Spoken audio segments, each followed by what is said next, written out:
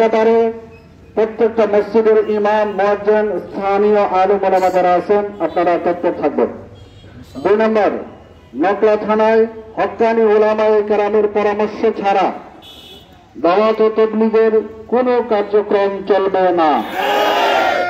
3 নম্বর, নকলায় আগত সাতপন্থীদের সহযোগিতাকারীদের বিরুদ্ধে আইনানুগ ব্যবস্থা নেওয়া হবে।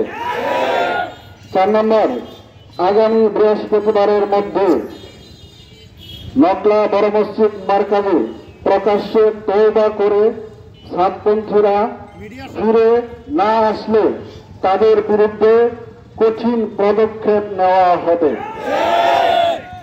আমাদের আরো কিছু দাবি, রাতের অন্ধকারে তাবলীগের ঘুমন্ত নিরীহ মুখলিস সাথীদের উপরে অতর্কিত হামলাকারী সাতপন্থী সন্ত্রাসীদের অবিলম্বে গ্রেপ্তার ও দৃষ্টান্তমূলক শাস্তি দাবি করছি।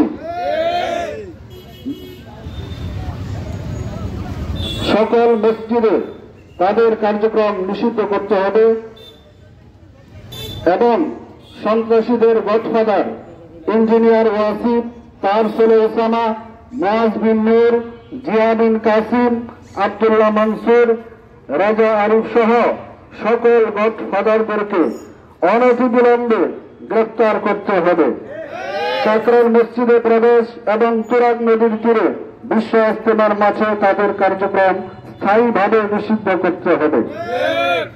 আমাদের এই দাবিগুলো ছিল। আমরা ধন্যবাদ জানাই প্রশাসনের ভাইদেরকে, তারা সর্বাত্মকভাবে আমাদেরকে সহযোগিতা করেছেন। ধন্যবাদ জানাই মিডিয়ার ভাইদেরকে যারা আমাদের এই সংবাদগুলো প্রচার করছেন।